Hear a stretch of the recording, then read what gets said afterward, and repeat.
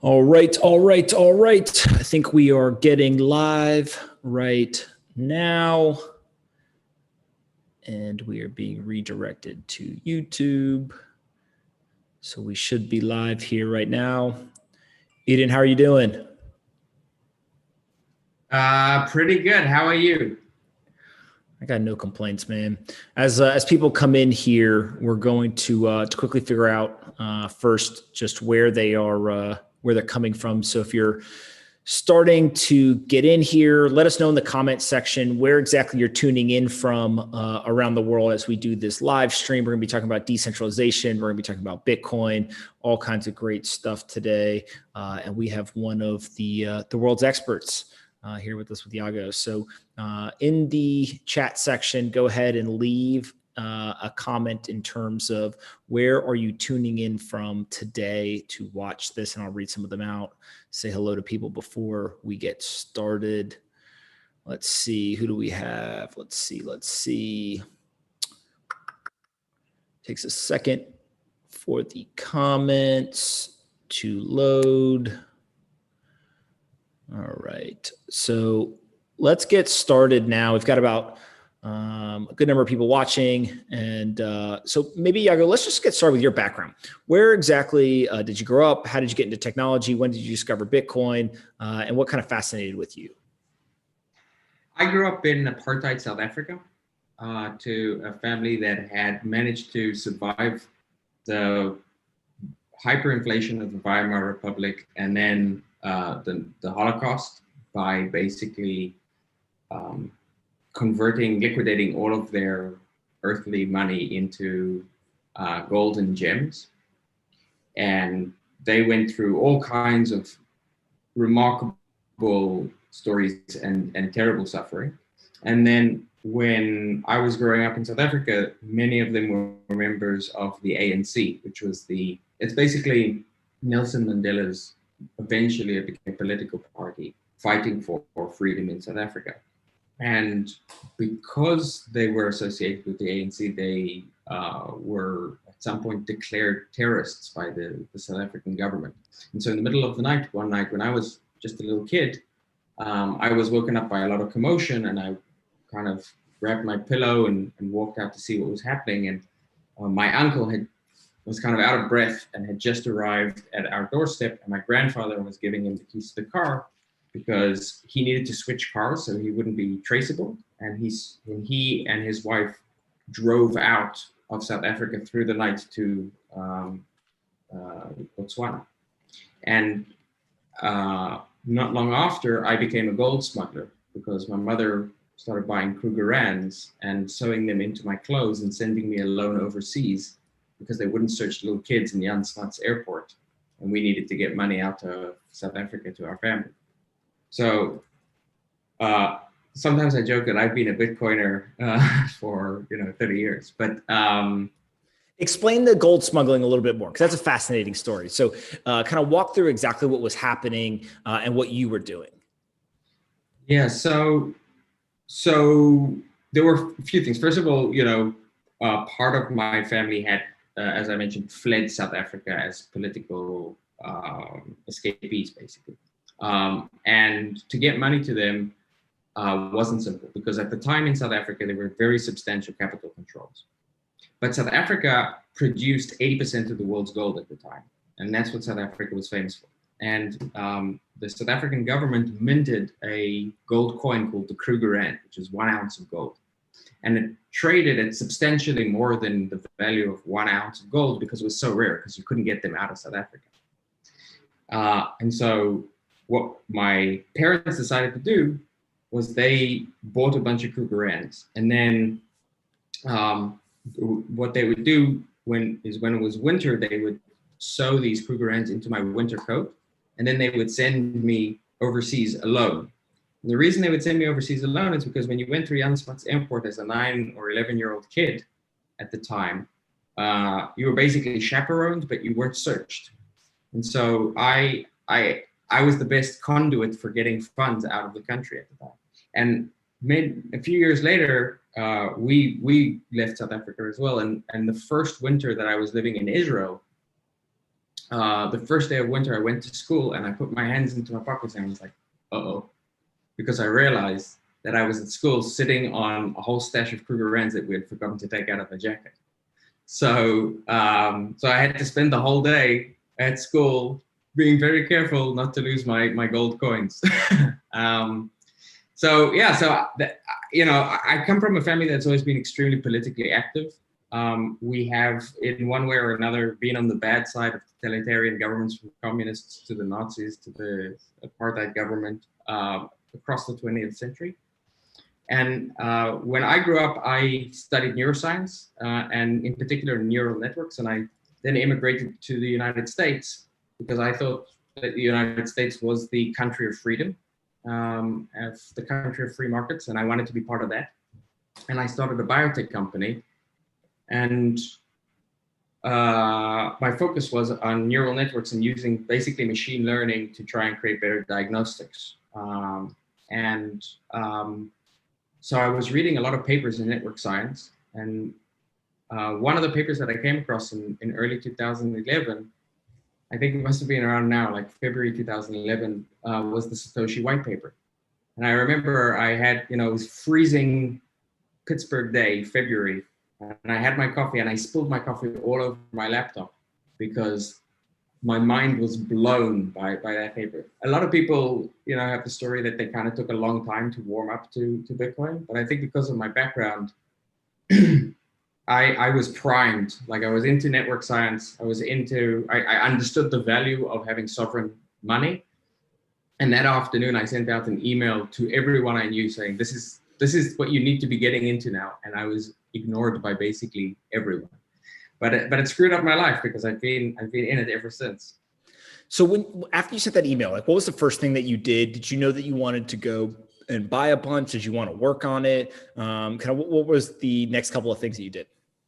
Well, I was very poor at the time because I had started the startup. I put all my money into the startup. I had about $230 in the bank.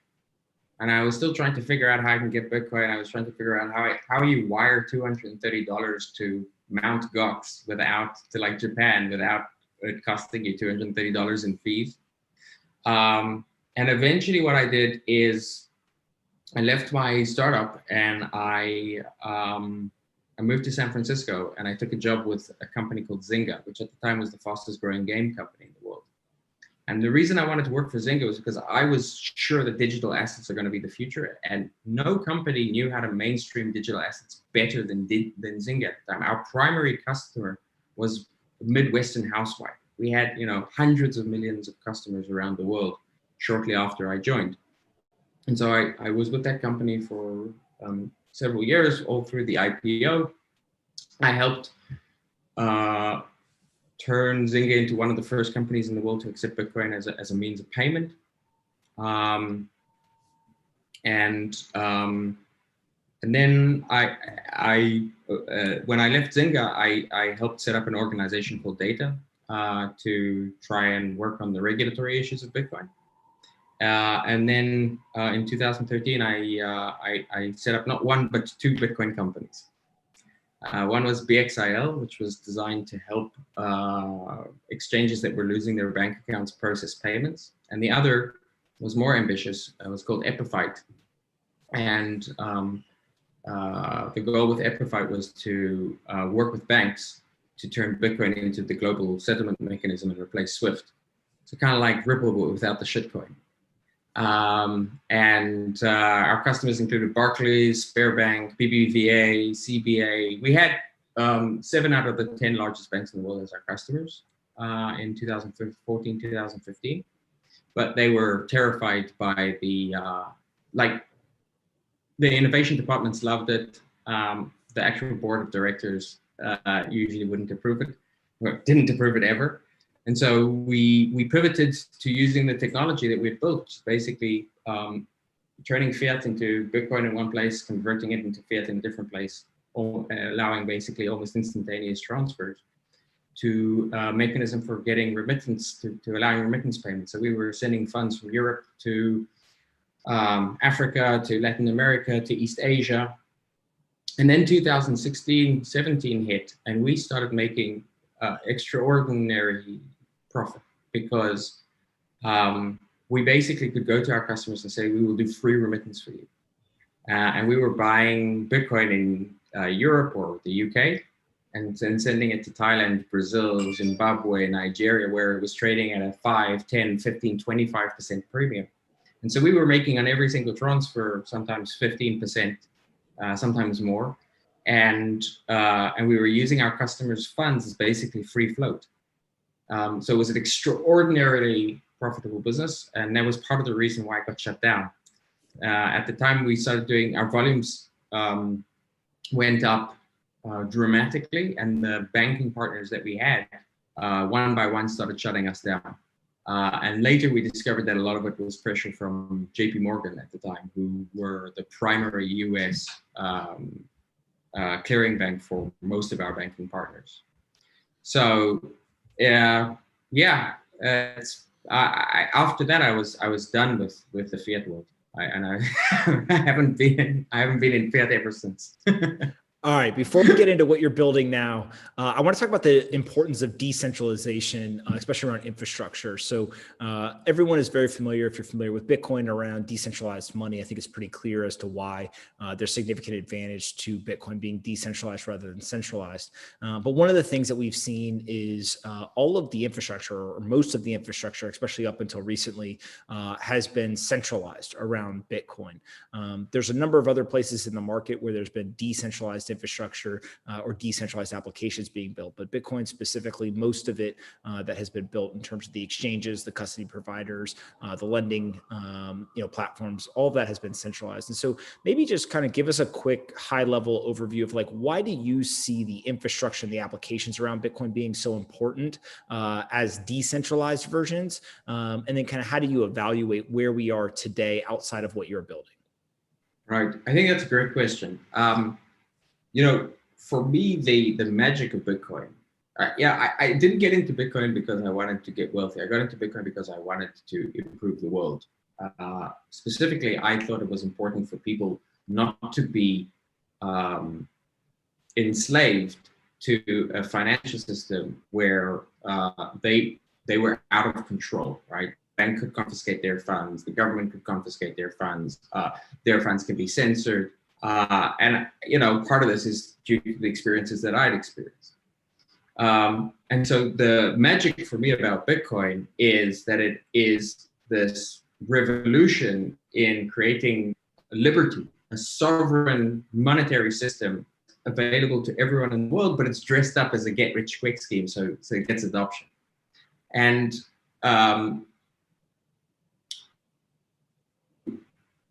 the frustrating thing throughout the years, and I think this is, I think back to the conversations I was having in let's call it 2015 with Bitcoiners. Everyone was sure that we were going to have decentralized exchanges, decentralized lending, basically all of the financial services around Bitcoin would be decentralized. And the reason was obvious. You have this amazing decentralized, permissionless, uncensorable monetary asset. And if you then have to use it through a centralized service, you give up all of those properties. So the exchanges get hacked, the exchanges require KYC, the exchanges become regulated. And Bitcoin loses the very properties that it has that made people want it in the first place. What I think happened over time is people discovered that it's difficult to decentralize Bitcoin in a responsible way. It was easier to start building decentralized projects on Ethereum and other services. And then over the last few years, we've seen the explosion of DeFi. Now, DeFi has sort of the Ponzinomics part of it, right? Where people are just kind of looking for 200% APY yield and creating token upon token upon token. And that's sort of the noise. But the fundamental value it provides is phenomenal. The fundamental value of decentralized finance is the ability to retain your control over your keys, over your asset, even as you begin to lend, transact, and create a new financial system.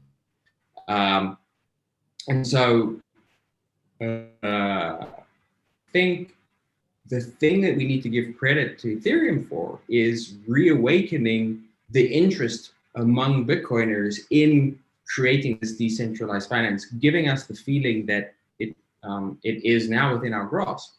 And in conversations that I started having earlier last year, and particularly after the pandemic hit, more and more people who I'd known in this, in the Bitcoin space for years, started talking about their frustration that there wasn't DeFi for Bitcoin. And I think to me, having decentralized financial applications for Bitcoin is a necessary step in all of the things that imagine Bitcoin being able to achieve. The hyper-Bitcoinization means you're going to have a financial system based on Bitcoin. The way you do that is by having a decentralized financial system. Retaining your control over your keys can only be done in a decentralized financial system. And having permissionless innovation in finance can only be done in a decentralized financial system. So I think if we want to see Bitcoin achieve its full potential, it has to have a cloud of decentralized financial services around it. So before we go any further in terms of that decentralized infrastructure, the term permissionless innovation, I think is one that doesn't get evaluated enough or discussed. Talk a little bit more about like, what does permissionless innovation mean and why is that important? Yeah, so I think, almost everyone's seen the charts where the cost of education has just gone up and up and up. The cost of housing has just gone up and up and up. The cost of healthcare has just gone up and up and up. But at the same time, the cost of computers has gone down. The cost of services that are provided digitally has gone down. Google is free. Facebook is free. Why that weird bifurcation? And I think the reason is that some industries have permissionless innovation. In other words, anyone can become a competitor. Anyone can challenge the incumbents. And some industries are so protected by regulation that entry into those industries is impossible. The incumbents never need to change because nobody can compete with them. And as a result, they become more expensive and worse year after year. The worst example of this is the financial system, right?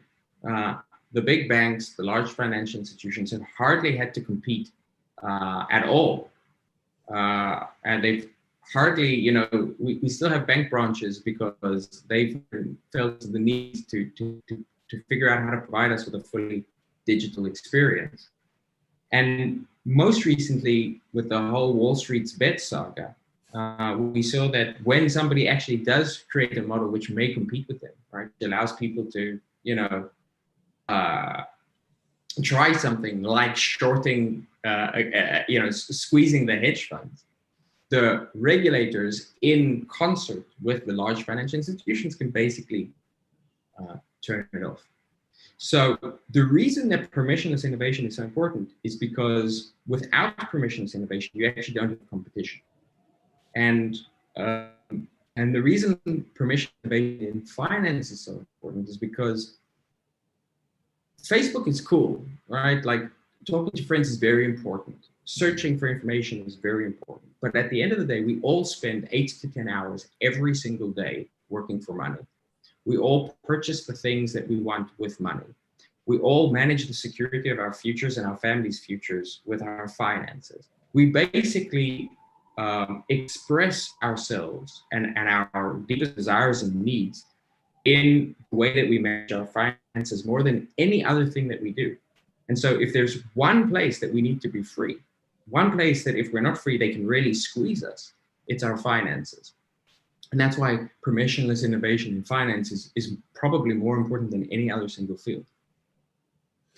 So today, decentralized infrastructure is basically, there's two schools of thought. One is that we are going to take Bitcoin, which is decentralized money, and we are going to bring it into the Ethereum or other smart contract platforms. There's things like wrapped Bitcoin and many variations of that. The other is that we're going to build new decentralized infrastructure on Bitcoin and around Bitcoin, not including those smart contract platforms. How do you break down that framework? How do you evaluate what is most likely to work? And then we can, after we go through that, get into exactly what you're building, but just walk us through kind of philosophically or theoretically how those two different worlds, is it a zero-sum game? One wins, one doesn't? Is it coexistence? How do you view this? Yeah, I think maybe I'll start with the end, whether or not it's a zero-sum game. I think that's a very dangerous approach for us to take because it creates the tribalism that we've seen. And the reason that the tribalism or sort of the Bitcoin versus Ethereum versus BCH versus Ripple, right, we're all enemies. The reason that bothers me so much is because I think what we're trying to accomplish is extremely difficult and extremely ambitious. We're trying to take on all of the governments of the world and replace these fiat currencies with a sovereign currency where we the people are in control, right? So all of the established powers of the world are already against us. And I think it's going to take all of our concerted efforts to be able to achieve our goal. So I don't want to create situations. I don't think it's good that we create situations where there's an opportunity for divide and conquer among us. That said, I think for us to come together, we should come together around one monetary asset. And I think that monetary asset needs to be the one which has the best chance of becoming the new currency, the new reserve currency of the world. And I think that's unquestionably Bitcoin. I think I think ultimately this entire industry it moves with Bitcoin, right? We talk about the price of DeFi going up, and then people have all kinds of theories about why DeFi is going up or why the price of Ethereum is going up or whatever, right? But we know why they're going up. It's because the price of Bitcoin is going up. It's the center of gravity. And if it goes down, everything else will go down as well. So now to the first part of your question, right? So, okay, so where do we build DeFi? Do we build it on Ethereum? Do we try and build it on other systems? I think that you look at what's happening with DeFi for Bitcoin, which to my mind is the most important type of DeFi, right? Because Bitcoin is the most important asset. DeFi for Bitcoin hardly exists or maybe doesn't exist at all on Ethereum. The vast majority of Bitcoin on Ethereum is wrapped Bitcoin, which is basically you go to a company called BitGo, you give them your coins, you lose control over those coins, and then they give you a token representing coins that sit in their vault. So maybe you can use DeFi systems, but you can't use DeFi. So if we want to build DeFi for Bitcoin, it has to be built in a Bitcoin native way. It has to be built on the Bitcoin ecosystem, secured by the Bitcoin miners. And the way that you use this Bitcoin should be as trustless as possible. And for that, I think we need to use Bitcoin layer 2 solutions. And that's why I got so interested in Sovryn, which is a form of DeFi being built on Bitcoin layer 2. So let's talk about Sovryn. Maybe we could start with just kind of the impetus of the creation and the original idea, and then kind of what your involvement with the project is. Right. So, yeah, as I mentioned, especially when COVID hit, a bunch of Bitcoiners started getting together and talking sort of online. Things kind of slowed down. There was more time for conversation, and there was also a need to come together. One of the initiatives that I was involved in was an initiative called Block 19, and the idea was to try and get mosques to people around the world who didn't have them, and we were going to take Bitcoin, and we took Bitcoin donations to make it happen. Because we were taking the donations Bitcoin, we wanted to build this in a way which was going to be Bitcoin native. And as a result, we built part of the system on a Bitcoin sidechain called Rootstock. And while this was happening, we were having conversations about all of the things that we had experienced and sort of talking about where things went and what we were surprised about and sort of how things had played out in ways which were different from what we hoped or anticipated. And the thing that we kept coming back to was that there was no decentralized financial system being built system of Bitcoin. And at some point, we just decided, all right, screw it. We're going to have to do it ourselves. And so around June of last year, we started working on trying to see how far we could take the rootstock system, which is a system which has smart contracts but is merge mined with Bitcoin. And so it extends the capabilities of Bitcoin into the smart contracting space in the way that sort of like gives Bitcoin the capabilities of Ethereum. Explain that process real quick. Explain merge mining for those that don't understand it in terms of how you're taking these smart contract capabilities and essentially combining it with Bitcoin. Sure. So merge mining is basically a way of piggybacking on the Bitcoin network's security, right? So you get all of these Bitcoin miners and they're in a constant race to look for the correct hash for the next block, right? While they're doing this, they're generating millions of other candidate hashes, which are the incorrect hash.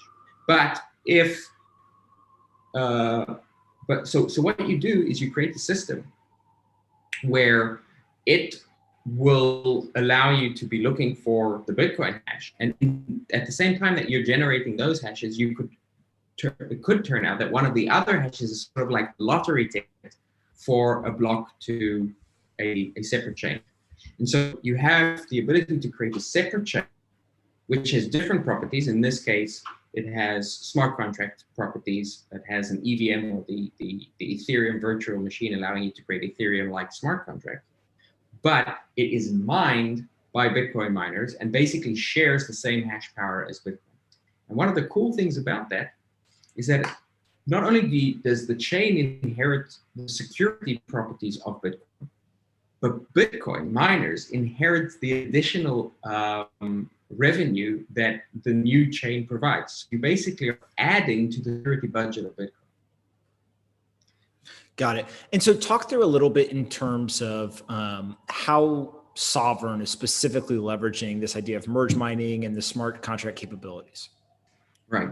So Sovryn is built to be merge mined in this way, and to have smart contracts which basically allow you to have a system which provides you with the same functionality that you would expect with a regular exchange, but in such a way that you never have to give up control of your keys. You transact directly from your wallet, and the system is unseparable. So there's no KYC, there's no one who can even try to KYC you. There's no way for people to shut down the system. There's no one who can confiscate your funds. And so what Sovryn has now, after several months of development, is it has the ability for you to trade. So for example, to trade against stable coins like USD stable coins. It has the ability for you to convert Bitcoin into a Bitcoin-backed stable coin. So you can hold onto your Bitcoin but get liquidity in dollars. So you don't have to sell Bitcoin to start spending dollars. It has the ability to have leverage trading, currently up to 5x leverage, though that's going to increase. And it has, which is really the most exciting thing, the ability to borrow and lend in Bitcoin. So for example, I lend out my Bitcoin in a way which is trustless. I don't have to go to a centralized service, and I'm earning extra money on my Bitcoin. So I put Bitcoin to work. And the original goal of Sovryn, the original ambition was to basically do that, provide a service which is like an exchange and provides lending and trading services, but in an alternative environment where you don't have to give up your control. What we weren't anticipating was how much excitement. We thought that maybe no one had built this because nobody cared, and it would end up being a niche product for people like us. What we didn't anticipate was how many people would care, how many people would be like, yes, this is what I've been waiting for. How many people shared our experience? And so we've seen the community of developers grow very, very quickly. We now have over 40 developers contributing to writing, auditing code, documenting code, a community of several thousand users. We have artists writing comics about the thing. We have people creating documents and videos and just trying to spread the word in everywhere they can. And as the community has grown, so have its ambitions. And people are now talking about turning Sovryn into the open source operating system of finance for the future. One of the things that I think I've heard you say is a decentralized version of anything will be larger than the centralized version, right? Today we have, different banks in different countries because they can't be global because the regulations are sort of fixed to different countries. And on the other hand, we have Facebook, Google, which are global and basically dominate their space. They've become operating systems for search or for social, right? So imagine you had a borderless financial system, right, which was able to do everything: mortgages, pensions, creating stable, like fiat in the form of Bitcoin-backed stable coins, trading, lending, everything, right? But it was borderless, it was permissionless. Anyone could use it, and it could be anywhere. The more and more of the community are now talking about, well, I mean, this is what we could build. We can build the next layer of Bitcoin, take the asset which recreated the monetary system and recreate the financial system in the same way. So when you think through this, there's a whole bunch to unpack here, right? Let's start first with the non-Bitcoin decentralized world. Is this something where you say right ideas, interesting execution, not valuable and sustainable over the long term? Is this something where you say right ideas, good execution will coexist? Like, how do you just view, I guess, everything that's not being built on Bitcoin today over maybe a 10-year period? So the short term, ignore that, just over a longer time horizon, kind of what do you think happens there? I think for me, I've gone through a bit of a journey. I started out extremely skeptical of Ethereum. I didn't think it would scale. I didn't think it would be secure. I didn't think it would work. And in many ways, maybe I was right? Like Bitcoin, like Ethereum today maybe has the most hyper-inclusive culture of any blockchain tribe, but from a practical perspective, it's become hyper-exclusive. Like only very wealthy people can afford to transact when the transaction fees for like a trade at $200, $300. But at the same time, I was wrong about so many things. The system has proven to be robust and secure. It's lasted now, for 7 years. More and more sophisticated things have been built, and really remarkable tools have been invented. The first truly permissionless, the closest we got so far to a permissionless competitor, the Federal Reserve, was MakerDAO, which created a Ethereum-backed stablecoin. Compound has created a decentralized money market. Uniswap has become the first decentralized exchange to beat even the biggest centralized exchanges in terms of volume. I think these are not just sustainable, I think they're real important innovations. And I've kind of come to realize that if we want Bitcoin to succeed, we can't ignore these things. We have to be curious about them. In fact, nobody should be more curious about these things than Bitcoiners. Nobody should be more excited and more interested in developing decentralized financial systems than Bitcoiners. And I'm sometimes disappointed that part of the Bitcoin community, sort of the kind that you'd maybe call Bitcoin maximalists, have become a little bit narrow-minded, too close-minded for Bitcoin's own good, in not exploring this space more and not realizing that there is a huge opportunity here. There used to be, there are a bunch of important memes in the Bitcoin world. One of those memes, your coins. Another meme is HODL, right? Another meme is short the bankers, right? Bitcoin. There used to be a really important meme, which was as important as any of those, which was any technology that improves upon Bitcoin will simply be adopted by Bitcoin. We just don't hear that anymore. And I kind of want to bring that back because I think it's a very, very important idea that because Bitcoin is digital money, we can build on top of it. We don't have to change the base layer. We can build on top of it in layer 2, layer 3, and anything which is useful to Bitcoin can and should be adopted by Bitcoin. And so when you think through this, let's walk through some of the products that you have at Sovryn. So the exchange is a great example. I am with you that it's nearly impossible to ignore some of the innovations that are happening just from a size and market adoption standpoint, right? I am very fond of saying my opinion doesn't matter, neither does anybody else's, like the market is the referee.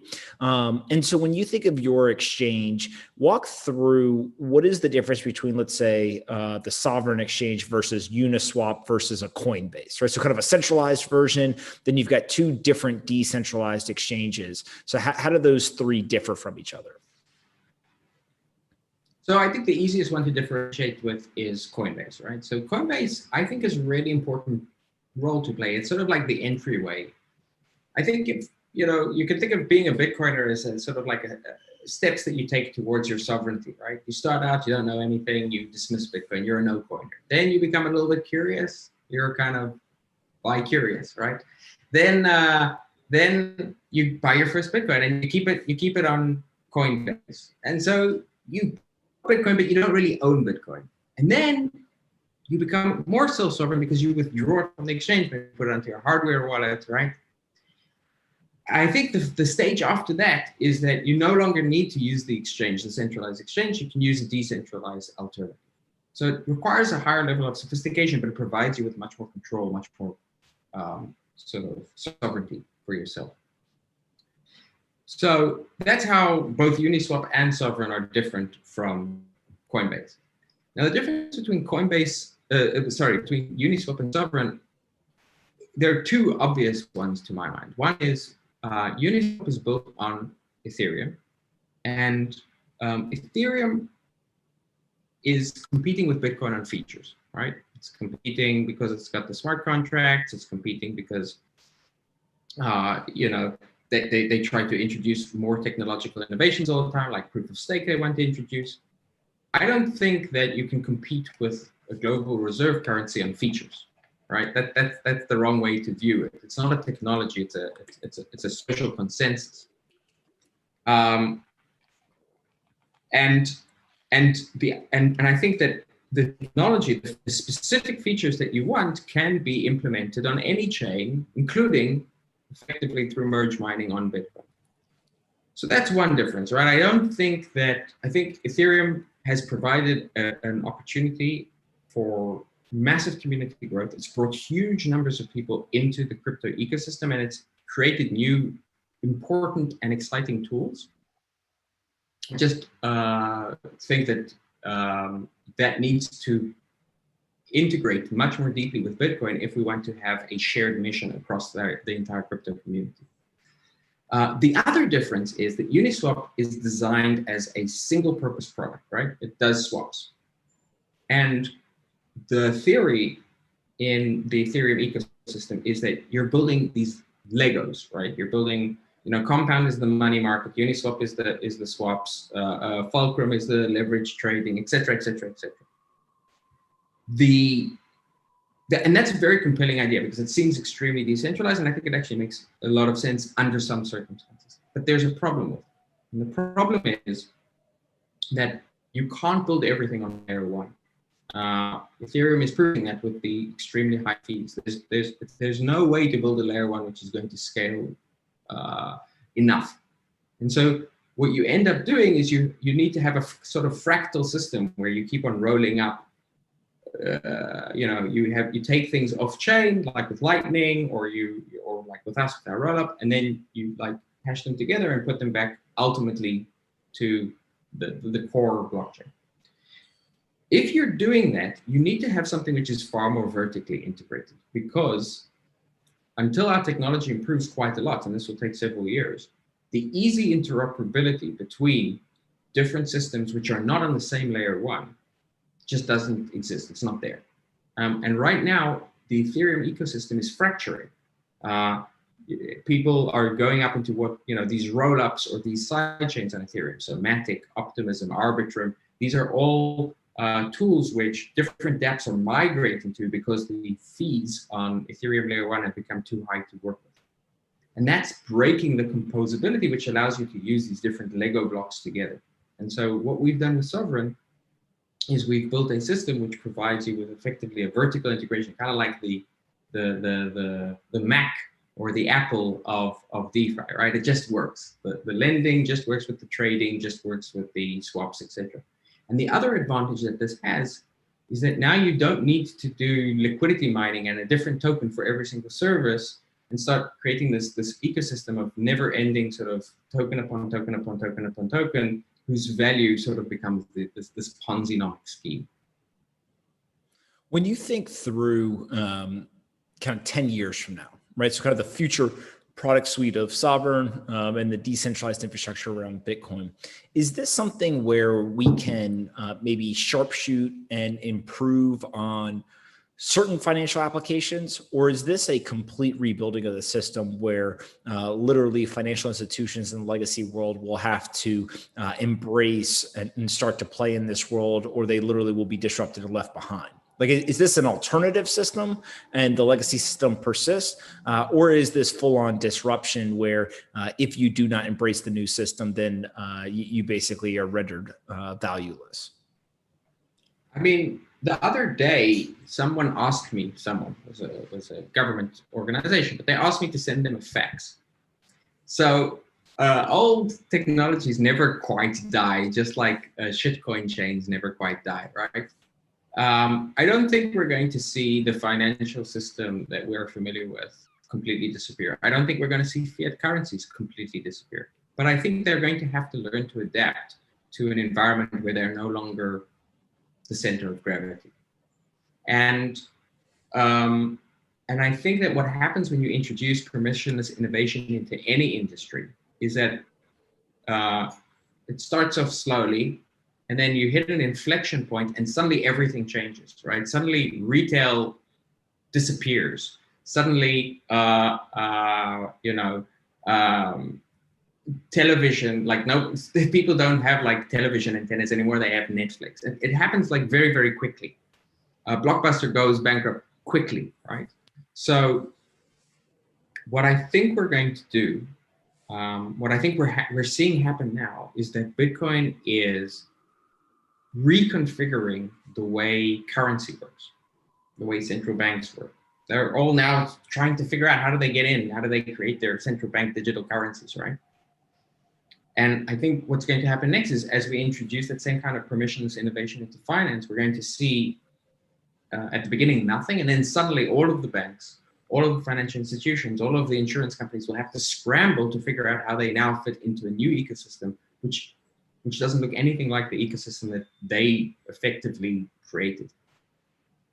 When you think through that world, talk a little bit about synthetic assets and kind of their importance in the ecosystem. Is that something that is sustainable? And kind of how you see that synthetic asset vertical playing out?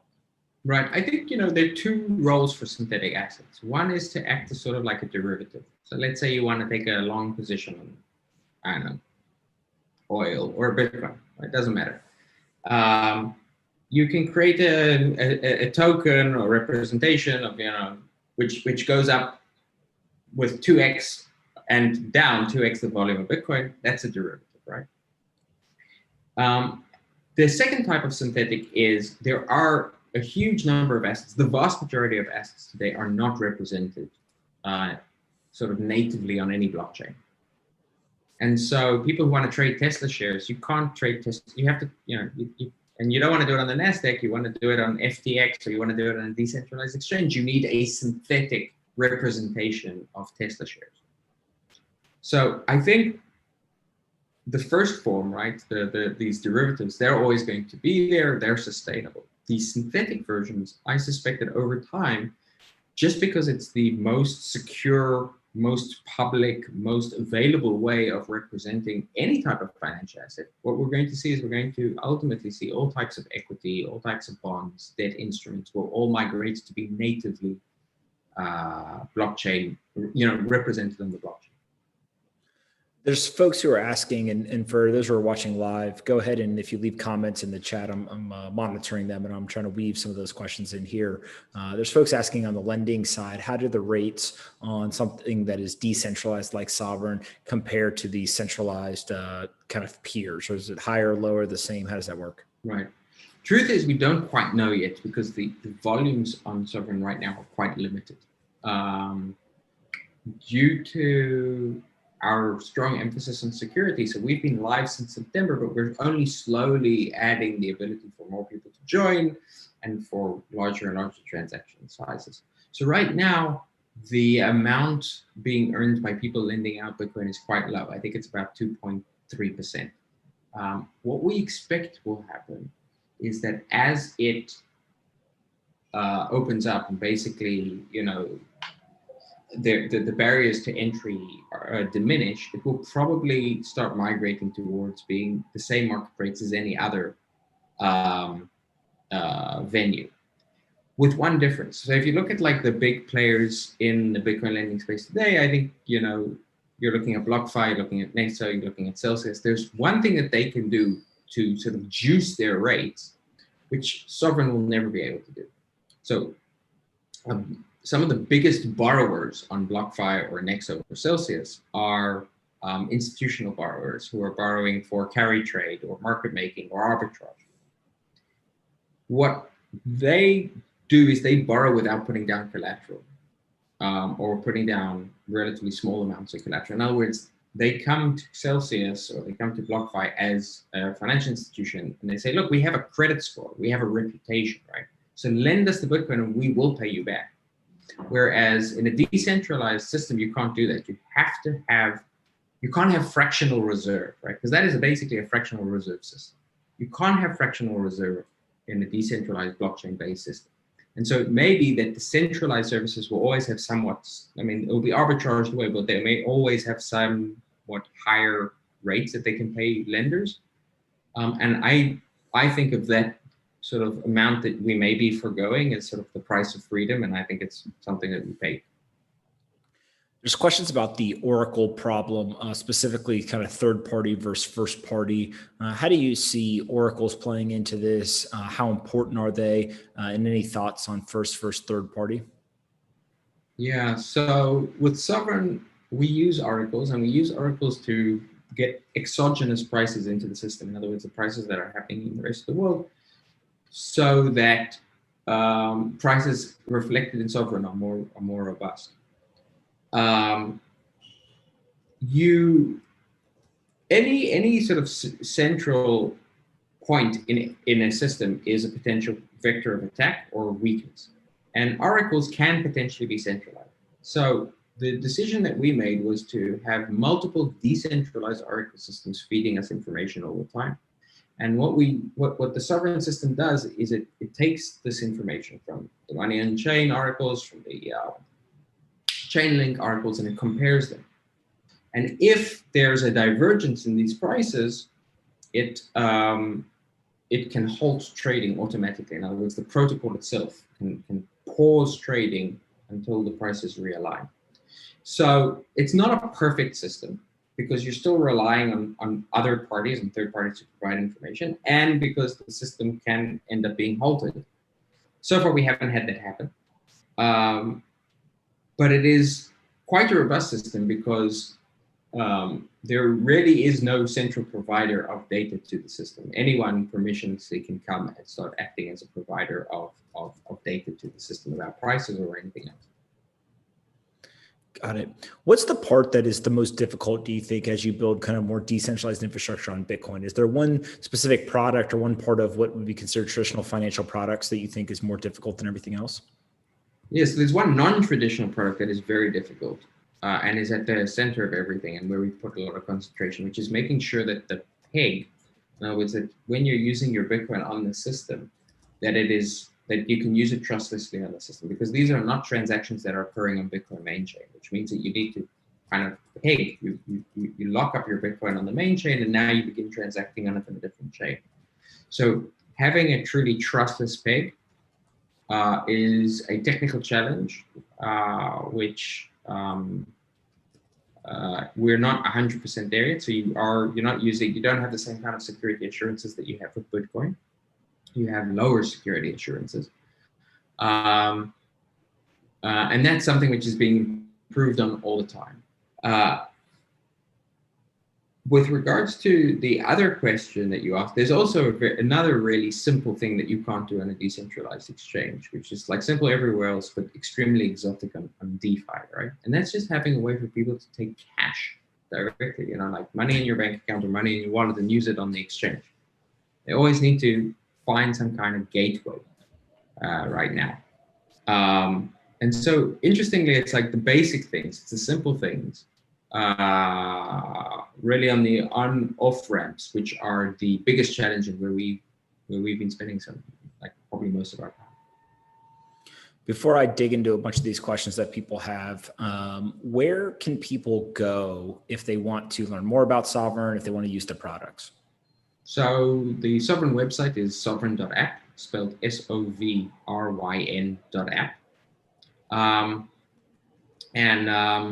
It's if you go into the library of Dior, right? The library of do your own research on the website, you can find a wealth of information. You can also try out the system. So right now you'd need to wait to get whitelisted to use the live system, but you can try it out on testnet, so test.sovryn.app.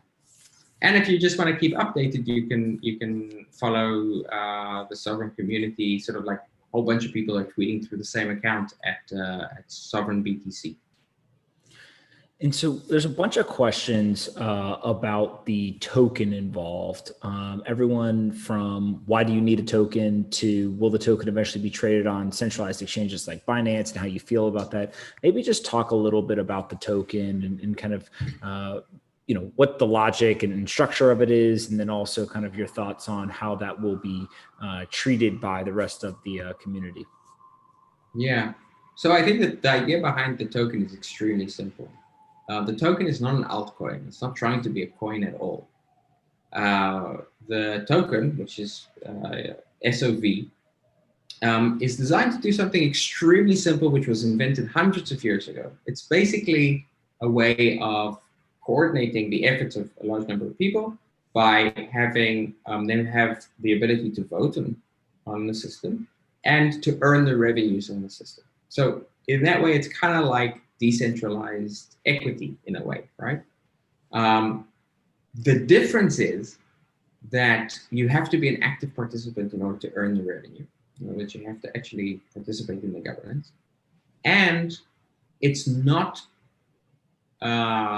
that your claim on the system is not endorsed or protected by any court of law anywhere, right? If you buy shares in Tesla have to behave in a certain way and pay you, if they're going to pay a dividend and give you your right to vote, because otherwise you can sue them. There's no one to sue with Sovryn, but at the same time, you don't have to sue anyone because the system is governed by the code with which it's written, and effectively is secured by the Bitcoin chain itself. So it can't do arbitrary things. It can't change its mind about how it's going to treat you as a customer.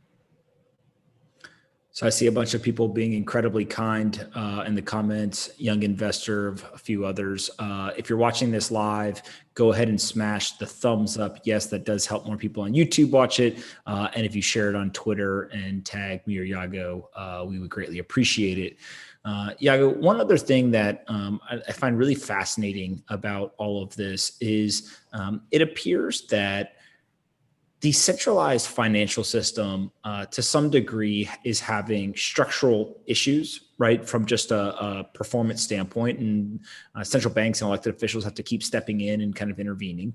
But also there's a sentiment change, and that sentiment change is more psychological than anything. We saw that with obviously the GameStop and Wall Street bets, but there's been this kind of underlying sentiment for a number of years now. How much of that is a tailwind for what you're building and for Bitcoin in general, versus do you think that these technologies would be successful even if that sentiment change wasn't occurring? That's a great question. I think that these technologies would be valuable regardless, right? I mean, when I first got interested in Bitcoin, I had no idea that there would be a Wall Street bets, GameStop, anything, right? But what I did recognize was that we give governments a huge amount of power. We give them the monopoly over violence. We give them the monopoly over creating the currency that we use to store and represent all of the effort that we put in our work. And they have time and time again acted irresponsibly with it. Now, a lot of people, I maybe am sort of lucky, right, so to speak, that I got to experience this firsthand in a country that felt like it was a developed country.